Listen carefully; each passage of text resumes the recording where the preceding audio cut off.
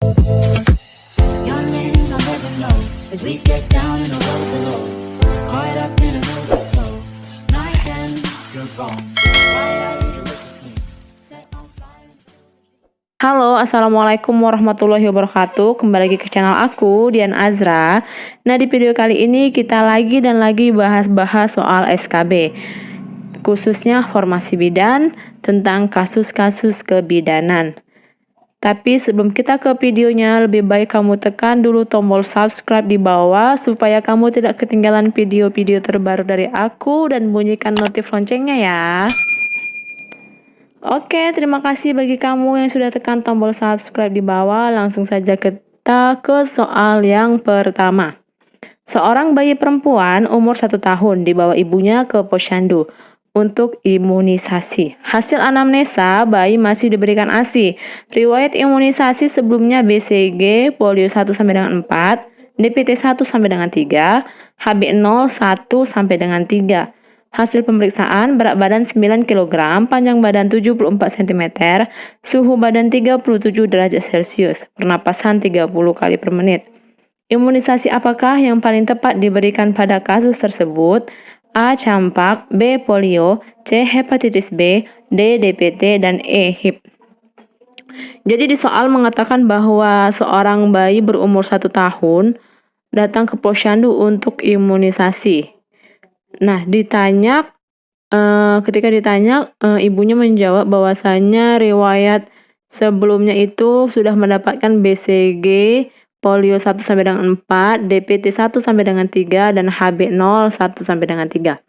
Nah, yang kita ketahui sendiri itu imunisasi dasar lengkap itu juga ada campak. Jadi selain BCG, polio 0 1 sampai dengan 4, DPT 1 sampai dengan 3, HB0 1 sampai dengan 3, bayi juga harus dapat campak untuk imunisasi dasar lengkap. Jadi jawaban yang paling tepat itu ialah A. Campak. Campak itu juga dapat diberikan pada usia 9 sampai 12 bulan dan nanti ketika selanjutnya baru mendapatkan campak booster. Oke, langsung saja kita ke soal nomor 2. Seorang bidan menolong persalinan secara spontan. Bayi menangis kuat, kulit kemerahan, pergerakan aktif. Hasil pemeriksaan pada bayi, berat badan 3.600 gram, panjang badan 49 cm, terdapat pembengkakan pada kepala, teraba lunak, batas tidak jelas, melewati sutura dan berisi cairan limfe. Diagnosis apakah yang paling mungkin pada kasus tersebut? A. Sefal hematoma, B. Kaput succedenum, C. Perdarahan intrakranial, D. Perdarahan subneurotik, dan E. Penumpukan cairan cerebrospinal. Nah, di soal mengatakan bahwasanya bayi baru lahir, menangis kuat, kulit kemerahan, pergerakan aktif, panjang badan 49, berat badan 3.600. Tetapi ketika di periksaan topometri didapatkan ada pembengkakan pada kepala, teraba lunak, dan batas tidak jelas, melewati sutura dan berisi cairan limfe. Nah, kalau kalian ketemu soal begini dengan tanda dan gejala pembengkakan pada kepala, teraba lunak, dan batas tidak jelas, dan melewati sutura, itu jawabannya ialah B. Kaput succedenum. Nah, kalau sepal hematoma sendiri itu mempunyai tanda bahwasanya tulang tengkoraknya itu berbatas tegas, sedangkan soal berbatas tidak jelas. Dan selain berbatas tegas, kalau sepal hematoma itu dianya bersifat melewati sutura. Jadi perbedaan antara sefal dan kaput di situ ya. Kalau sefal itu dianya berbatas tegas, sedangkan kaput dia tidak berbatas jelas. Dan kalau sefal itu dia tidak melewati sutura, kalau dia kaput dia melewati sutura. Oke, kalau seandainya perdarahan intrakranial itu biasanya ditandai dengan massa padat berfluktasi. Dan kalau pendarahan subneurotik itu biasanya ditandai dengan pembengkakan kulit kepala. Dan kalau penumpukan cairan cerebrospinal itu biasanya hampir mirip kayak bayi yang hidrosefalus kayak gitu.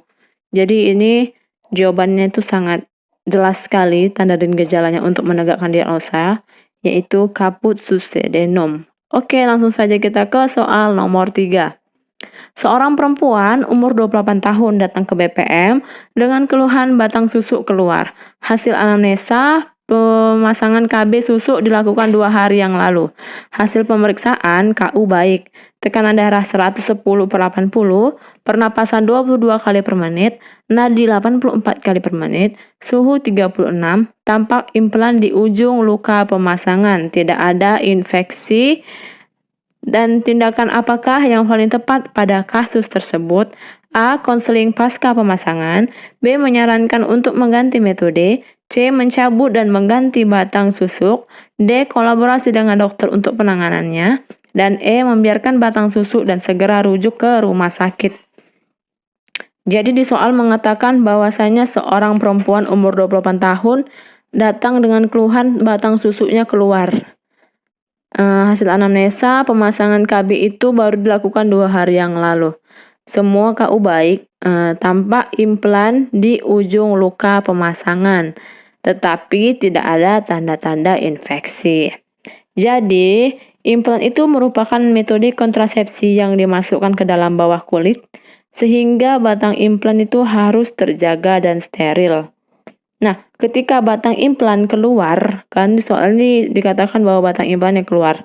Ketika batang implan keluar dari tempat pemasangan, maka akan terjadi kontaminasi pada media di sekitarnya. Bisa aja, emang di soal belum ada dikatakan bahwa tanda-tanda infeksi, tapi kalau kelamaan, ini kan masih 2 hari, lama-kelamaan dia mau infeksi kayak gitu.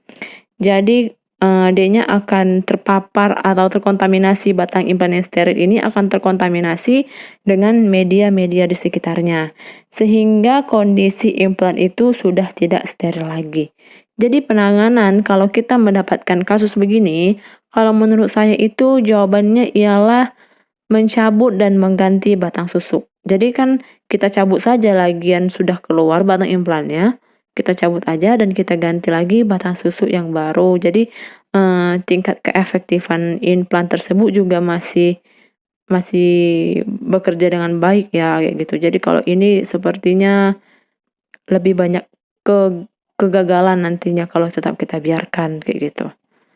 Oke, langsung saja kita ke soal nomor 4. Seorang bayi laki-laki umur 1 tahun dibawa ibunya ke puskesmas dengan keluhan mencret sejak 2 hari yang lalu. Hasil anamnesa bayi rewel, BAB 3-5 kali sehari. Konsistensi cair, tidak ada darah dalam tinja dan minum banyak. Hasil pemeriksaan kesadaran komposmetis, berat badan 8,5 kg, panjang badan 74 cm, suhu 37,5 derajat Celcius, pernapasan 36 kali per menit, mata tidak cekung, tugor kulit kembali cepat. Rencana asuhan apakah yang paling tepat pada kasus tersebut? A. Pemberian zinc selama 1 minggu. B. Pemberian teh manis. C. Pemberian antipiretik. Dan D. Pemberian antibiotik. E. Pemberian oralit. Nah, di soal mengatakan bahwa umur bayi itu 1 tahun, lalu dengan keluhan mencret sejak 2 hari yang lalu. Hasil anamnesa bayi rewel, BAB 3-5 kali sehari, dan konsistensi cair. Tidak ada darah dalam tinja dan minum banyak. Hasil pemeriksaan semua baik ya. Ketika diperiksa mata tidak cekung dan tugor kulit kembali cepat. Rencana asuhan apakah yang paling tepat pada kasus tersebut? Nah, kasus di soal ini menunjukkan 2 tanda diare, yaitu bayi rewel dan banyak minum. Jadi dengan tanda seperti ini itu termasuk dehidrasi sedang. Nah, dehidrasi sedang itu idealnya kita rencana asuhan yang kita berikan itu dengan cara pemberian oralit setiap kali mencret supaya mencegah dehidrasi yang lebih parah. Lalu diperlukan juga pemberian zinc selama 10 hari berturut-turut. Jadi jawabannya itu pemberian oralit. Kalau kita jawab A, pemberian zinc selama 1 minggu, itu tidak, karena idealnya pemberian zinc itu selama 10 hari berturut-turut. Kalau pemberian teh manis juga tidak, itu tidak dianjurkan karena dapat menyebabkan hipernatremi. Kalau pemberian antipiretik, di soal suhu bayi masih 37,5. masih normal ya. Lalu antibiotik juga tidak perlu, karena kalau antibiotik itu kita itu harus memerlukan kolaborasi dengan dokter.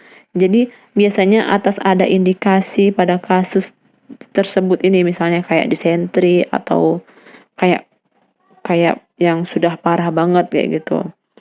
Oke, langsung saja kita ke soal selanjutnya.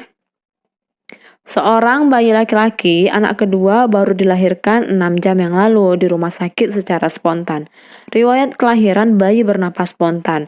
Usia gestasi 40 minggu. Inisiasi menyusui dini berhasil. Bayi sudah BAK 1 kali, panjang badan 48 cm, berat badan 2.600 gram, telah diberikan suntikan Fitka. Asuhan apakah yang paling tepat pada kasus tersebut?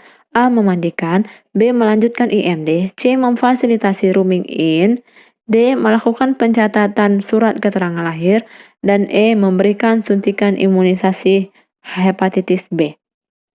Nah, di soal mengatakan bahwasannya seorang bayi anak kedua baru dilahirkan 6 jam yang lalu. Jadi baru 6 jam yang lalu ya. Riwayat kelahirannya bayi bernapas spontan, usia gestasi 40 minggu, IMD sudah berhasil. Bayi sudah BAK 1 kali. Berat badan 2.600 gram dan telah disuntikkan Fitka. Jadi, asuhan yang paling tepat di sini ialah memberikan suntikan imunisasi hepatitis B. Karena HB0 itu harus diberikan sebelum pulang dari rumah sakit ya. Dan biasanya paling baik dalam waktu 42 jam setelah bayi lahir, supaya mencegah terjadinya penularan hepatitis B pada bayi.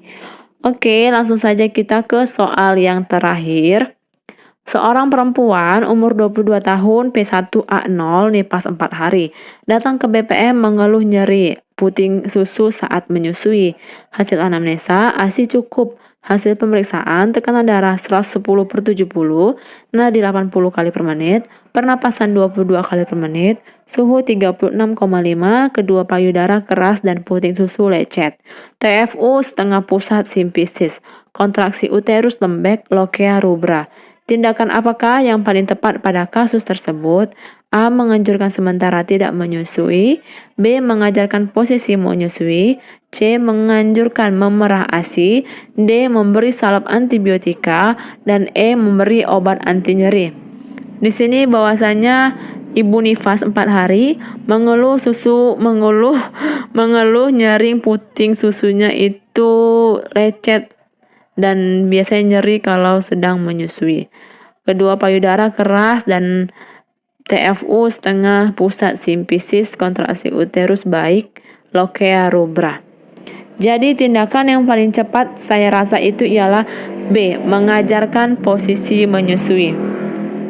Karena posisi yang tepat adalah kunci dalam kesuksesan proses menyusui. Proses menyusui itu dapat ditingkatkan dengan menempelkan payudara ke tengah-tengah bibir bayi. Hal ini dapat menstimulasi bayi untuk membuka mulutnya lebar-lebar. Nah, ketika saat posisi sudah tepat dan puting susu, sebagian besar dari areola akan masuk di dalam mulut bayi. Bibir bayi dan gusinya harus berada di sekeliling areola payudara dan tidak hanya pada puting susunya saja. Jadi saya rasa cukup mengajarkan untuk bagaimana posisi yang benar untuk menyusui supaya tidak terjadi keluhan seperti ini. Yaitu puting susunya tuh lecet lah, puting susunya kalau lagi menyusui nyeri karena akibat lecet kayak gitu kan. Jadi saya rasa cukup mengajarkan posisi menyusui saja. Oke, cukup sekian video kali ini. Kalau kamu suka atas video ini, klik tombol like di bawah dan share video ini ke seluruh teman-teman kamu. Dan jangan lupa subscribe ya, supaya kamu tidak ketinggalan video-video terbaru dari aku. Dan kamu terus mendukung aku untuk membuat soal selanjutnya. Oke, thank you for watching. Bye-bye.